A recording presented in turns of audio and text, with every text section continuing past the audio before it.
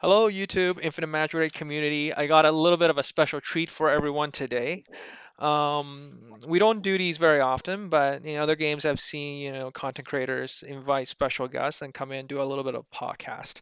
So today, joined with me, I have Pandalicious. Say hi. Hey, what's up? Hey, Panda, what's up? And we also have Band. What's up, Band? Hey, good evening. What's All up, man? right. So probably many of you who's been playing the game for a while know these two individuals. And I'll let them introduce themselves in a bit, but I'll say, all three of us in common, we have been guild masters at some point in the game. Currently, all three of us are part of the Stampede Bulls family of guilds. And, we have the guild master and the deputy here, and, I'm their advisor. So we'll have a little bit of a dialogue today. We'll be talking a bit about the game. We'll talk a little bit about, the guilds, where we think the game can go, um, maybe some suggestions for the game. And as many like to hear on these podcasts, we'll also talk a little bit about the recent drama with, some of the players leaving the game, some of the guild member changes, what we see at the top of the game in terms of guild competition. So with that, I first passed over to Panda if you want to introduce yourself a little bit, and then we'll move over to Yeah, Band. sounds good. So I started playing in September last year, so about a year this whole game has existed. And I started off with a nice little humble guild that started as a quest guild. So that later turned into what we call Bulls Hit, and then we merged, and we've had a great run, and looking forward to keeping that running. Band? For me, I started out in, I don't even remember my first guild. It was a little like no name guild because I really didn't know how long I was going to play this game or if I was going to play this game. I was playing Dislight at the time and just kind of looking for something else to kind of get into. Because my time at Dislight was starting to run thin. So from there, moved into Snakes, and that started the beginning of multiple merges. And Snakes moved into, I believe we moved into Wolf Pack, and from Wolf Pack, that was when myself and Panda kind of combined together, and that was when Stampede was born. So Wolfpack, Stampede, and now we have the largest um, IMR Discord server outside of main cord, with the largest guild cluster in IMR with currently 11 guilds.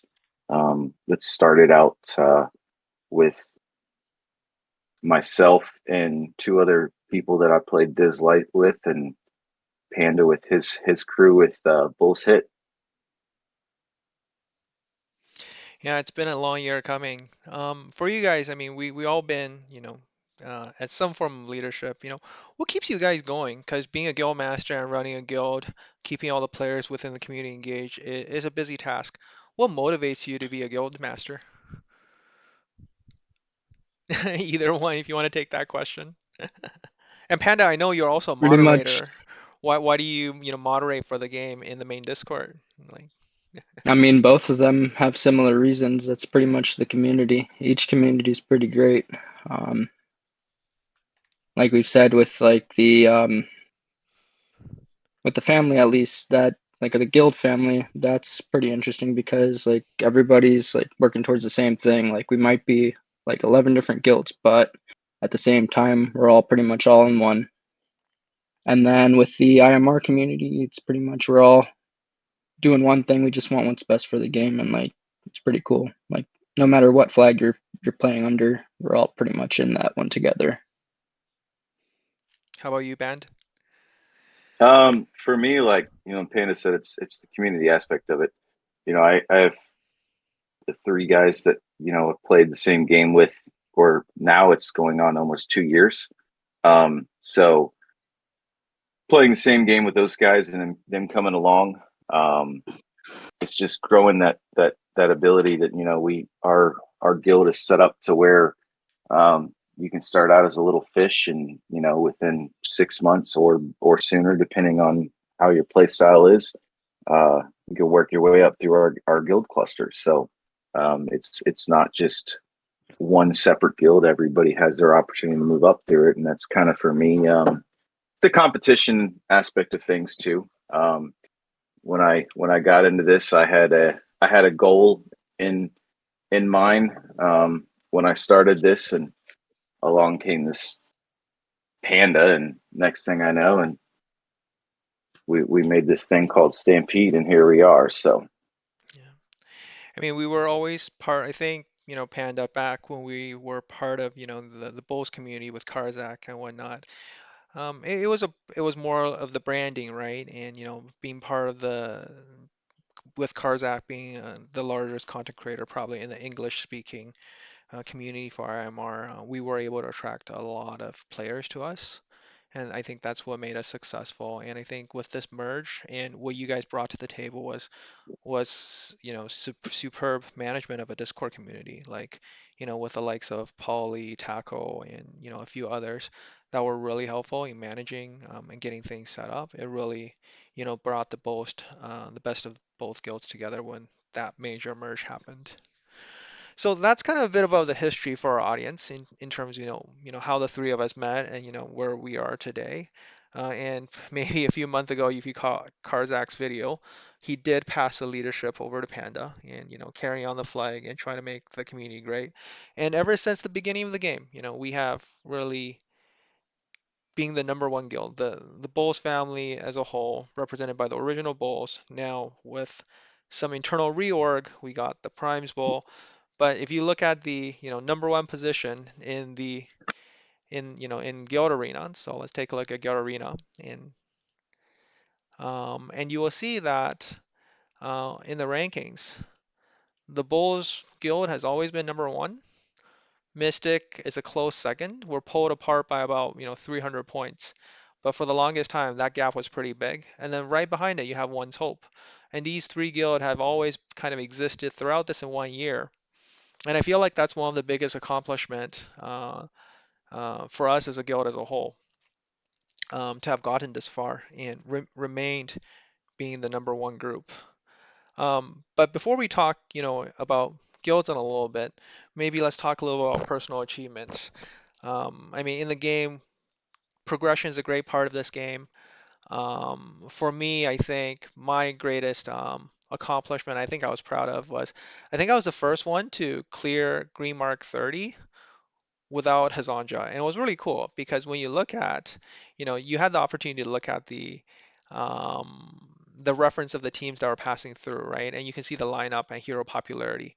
It was like 100% Hazanja when I cleared it.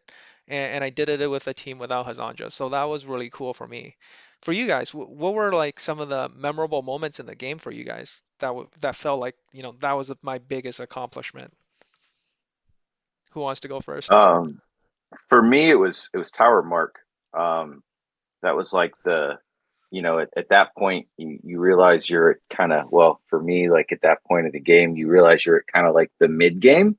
Um, Tower of Mark was a great setting to see kind of where you were in the game. And me personally, that was by far like the best content we had in early game, mid game, was Tower of Mark. Um, Probably the most interesting, probably one of the most best setups in the game. Um, would be something great to see that get uh, Yeah, pushed more of it. for sure. I mean, early game, I do remember. I mean, every four stages, it's a different boss mechanic. It was sort of fair in the sense that, it's easy enough to get a team of a particular mark. It was kind of workable. They all had core heroes they could be built around, and it gave you a really strong sense of progression, right? Because early game, all of us wanted our Catherine, especially get to E3, right? So for all the Hmm. the new players out there who are watching this, yeah, like back when we were new players like this was exactly what we focused on. And in a lot of the guides that I do tell players like early on, try to get one of your you know marks pushed up, trying to work on that E3 Catherine, try to get to that third copy or fourth copy. That's really important for you to break at E3. What about you, Panda? Yeah, for me, it's been the guild route. I like the guild route a lot. So like I said, I started off as like a quest line guild earlier, and that shockingly just took off. So that was a lot of fun, and that grew up into a point where we could just jump into the bulls. So that was the origin of that. That was called Rampage before then. So that seeing that had grown like over the course of the last year was pretty cool into what it has become now. Hmm. Think that was really cool, and I've always wanted to work towards improving our cluster as well. So that, Well, and of course PvE is definitely like important because it's like the base of everything, and it'll tell you pretty much where you're at in terms of like at least like overall like account progression. count progression, yeah, for sure. I think especially early mid game, right? You do get a lot more sense of progression. There's a lot of milestones you can hit. Like, guild boss progression as a guild early on, every time when we unlocked the new boss, it felt like something big for the group as a whole. Even late game, like all of us, I think, are working on Wuthering Coast and trying to hit the next milestone. So the game does give you a constant sense of progression.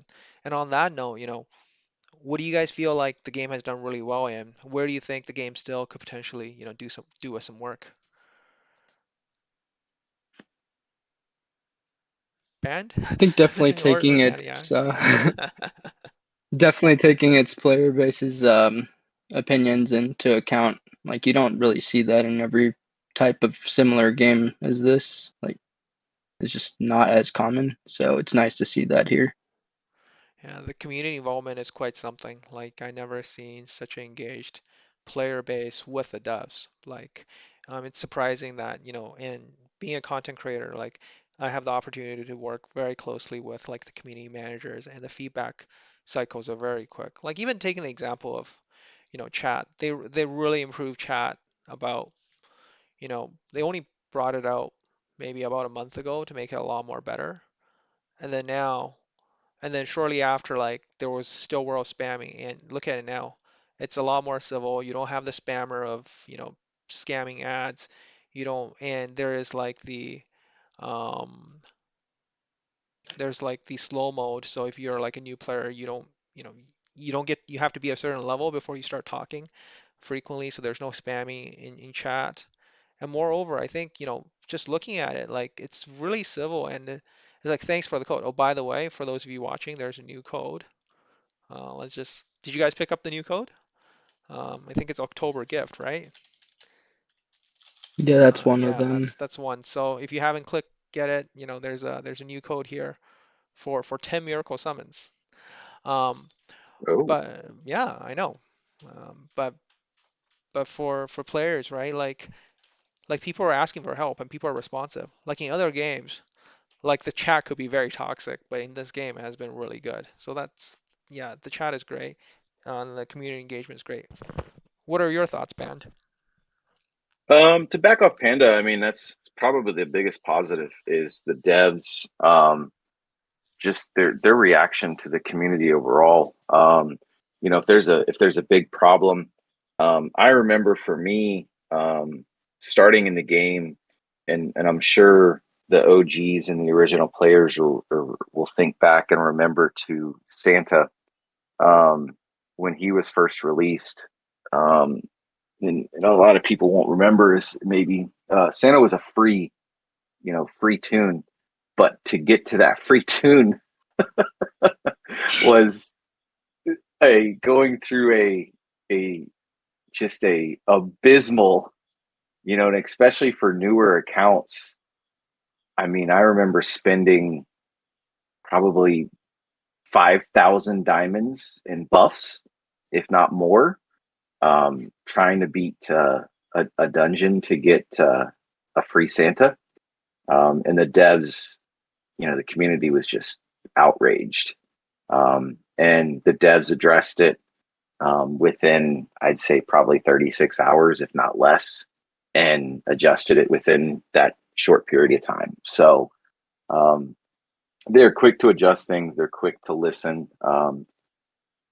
They do. They're in constant contact with the content creators. So I think for them, it's not something that you see, especially in mobile games, um, to be in contact with everybody. So I think that's something that's done very well with them. So you guys feel like, with this kind of, of a setup and player engagement, the game's really healthy in terms of, its longevity, right? In terms of where we see, a year, 2 years from now. Like, because I know a lot of gotcha games tend to die out, but you feel like the way they have done it, there's quite a bit of momentum to keep it going. Um, the year two is the year that really kind of separates you from the men from the boys and gotcha. Um, that's the year this is what we're gonna see. If they can keep up with content, um, and retain our player base. Um, so this will be the year that kind of we'll see what happens. So biggest thing is um, keeping giving content that's fresh for both new players and old players, because you've got to retain your old players and you've got to keep new players coming in. So which is another great thing about our Stampede community is, we have a lot of old veteran players, but at the same point, we have a lot of young new players. So we're always growing and always keeping our old guys going too. So Yeah. It's a really careful balance, right? I think even in the last month we gave a lot of feedback, and I think what they're doing is they're tuning the frequency a little bit. Like I know for example, um, when Broken Lands came out, right? It was like every 2 weeks. Our guild was the first guild that got first place. The rewards were terrible. It was totally not balanced for the amount of time we spent on it. But 2 months later, like the skip features in, the reduced one of the waves. I think they're putting us on a week break in between right now because by the look of it, we have this week off, and then we're going to spend 2 weeks in it, and we're going to get a week off. So that kind of stretches out things and give us a break. Fair Play Arena seems to now be properly off on a cycle. It felt like it was like every week, and it was like a lot of stuff people had to do. Laid on top of like there was like a harbor event too. So like for someone as a content creator and then had to manage two account, man, I was like, I felt like I was doing a full-time job on this, like 4 or 5 that week is hours. that That was that the week of Sword worst. Harbor was brutal, man. That was I missed war bosses. I couldn't finish my content. It was brutal that week. So I that think was they learned. probably yeah, Facts. Yeah, I think it's that was back probably normal a the bit. worst week of the game. We're, Yeah, yeah, because I think they went overboard a little bit with yeah. content. So exactly like you said, right now we're in the second year of this game. The devs really have to find that fine balance, not to burn players out, keep content fresh, but still keep bringing a healthy pool of new players and keeping them engaged. And they've done pretty decent job, like with splitting out the championship, for example, splitting out Brave Trials, and done things to keep players engaged. So we talk a lot about the game, what we can potentially, see happen this year, and it's really cool they wrote out a roadmap. Usually you don't actually see that with gacha games. Usually with larger development games, you see, the devs put out a roadmap. So it was pretty nice for them to give something like that, and hopefully, we see them, either give us updates on these roadmaps or, stick to them and, give us constant update. It always keeps the broader community engaged. So I know for our audience, we talked about the game and you're like, where's the drama? Where's the drama? Don't worry, we're getting to that right now. So, you know, for those of you probably following some of the top guilds or part of the top communities, you probably notice, there's a few big players kind of missing the top of the ranks. We have seen the exit of, our beloved Phil, who won 3 champions in a row. We even gave a gift code for him. Real life reasons, a lot of players have left because of, busy things in life, and that's normal. But sometimes we do get worried when a large stream of players all exit the game. And, recently we have seen a little bit of shaken up in our guild in terms of some members switching around, and also a lot of large players quitting, and not just even in our guild, in many of the larger other guilds too. Like, there are rumors, I don't know if any of you guys confirm they're true or not, but I heard like, the likes of Yoy, Klee, are are not with us anymore in the game. We heard Bailey's going on a break. How do you guys feel about this? And, what does this potentially mean for the game? Either one of you Um, jump in. when losing your biggest spenders, your biggest, your top mega krakens in the game is never good. Um, I know, you know, Bailey's taking a vacation, so which we all we all need that break here and then. I know myself. I over the last week I've considered it myself. So, um, but the the changing of people jumping guilds and moving to wherever they are, it's as I've said, uh, no one's being held hostage in here. Everyone's always free to go and move to wherever they feel most comfortable and wherever they want to go. Um, we're here and we're here to provide a great Discord. Um, we have a multitude of tools available to everybody. Um, it may not be everybody's cup of tea. So, and if it's not your cup of tea, there's plenty of other cups of tea that you're more than welcome to go drink from. So, Panda, have Facts. you seen anything in the main Discord around some of these things? um, I don't typically I stay out of drama. I tend to be the one who kind of stays behind the shadows and gets things done. So, um, for me to really be involved in any type of drama is really kind of out of the normal. But people are, grown adults, let's say grown men, are going to act like children. So, um, if they choose to do that, they're more than welcome to make the choices that they aim to do so and do it however they'd like to. Um, Yeah. I mean, I think it's nice we constantly have new players coming in, players come out. I mean, there's always that moment in time where we choose to move on to something else. I recently started, I had my, sessions of burnout and, feeling like last month, I think I did 30 plus videos. I broke the 20,000 view mark. It was a huge accomplishment, but man, that made me feel like I was actually spending, you know, 6 or 7 hours on average a day for this game, and it was just too much. The real life was getting impacted as well. I took one of the ads. I tried out a purely idle game. It takes like 15 minutes, 30 minutes a day, but it's kind of enjoyable as a different pace and change.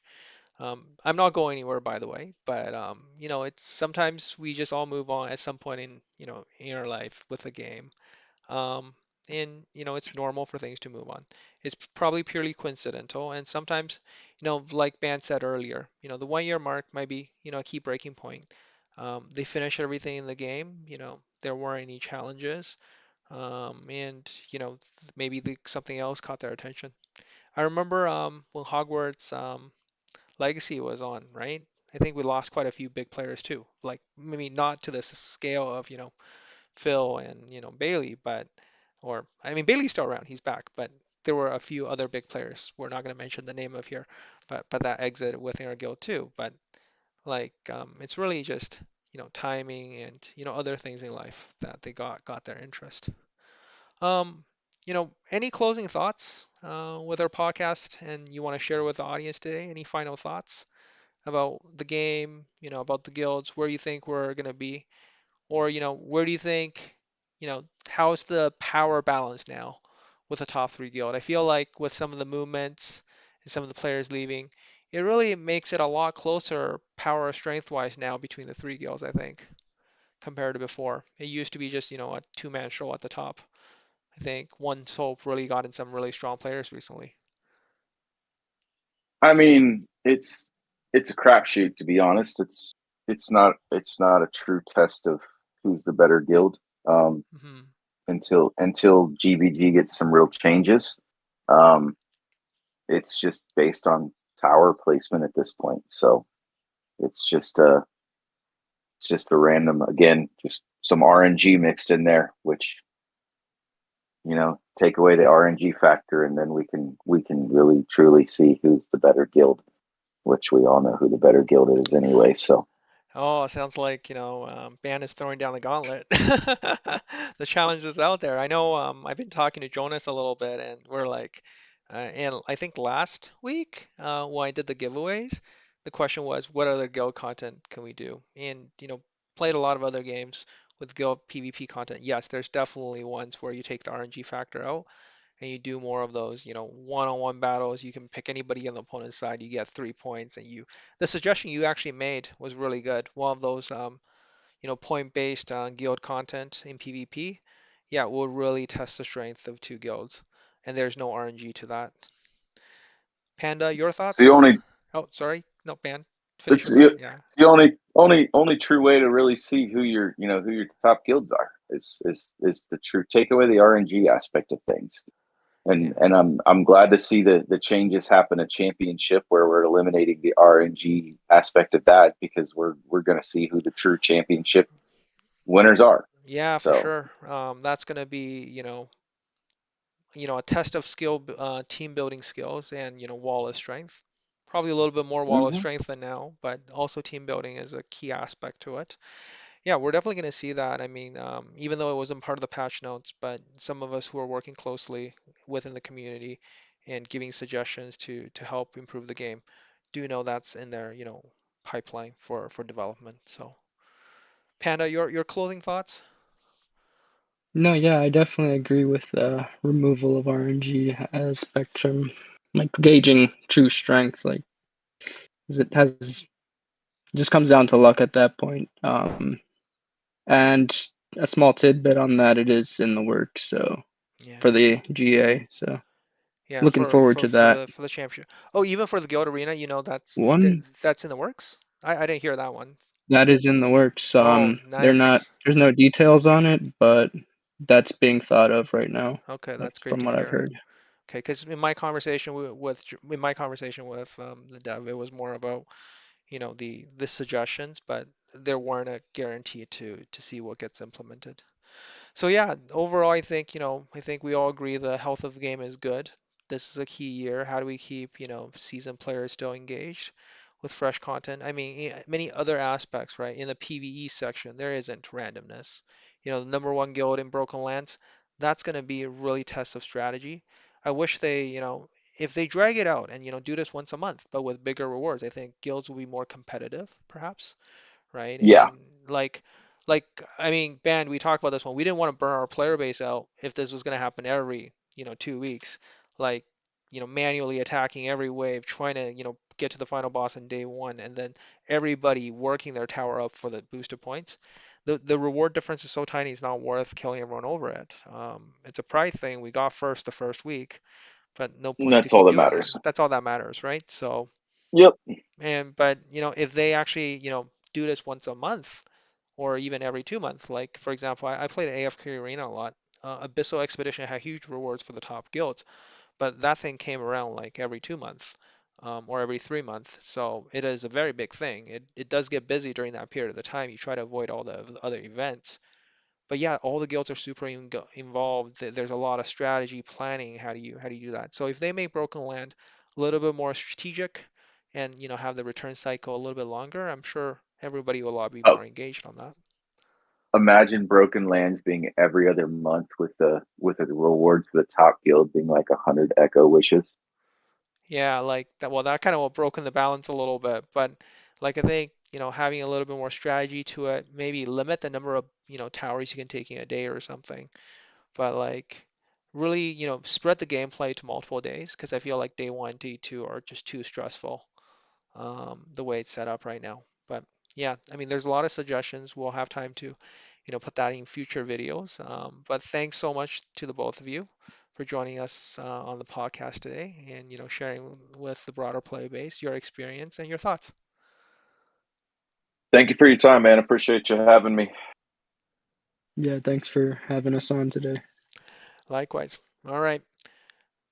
So those of you out there in YouTube land, if you like this video, please like and subscribe. You heard us talk a lot about our community. So You know, if you want to be part of this community, we have the Discord information in the link below. We accept new players, Krakens, free to play, any stage along the spectrum. We're a very helpful community, so come check us out, and join one of our guilds. And I'll catch you guys next time in my videos. Take care, everyone.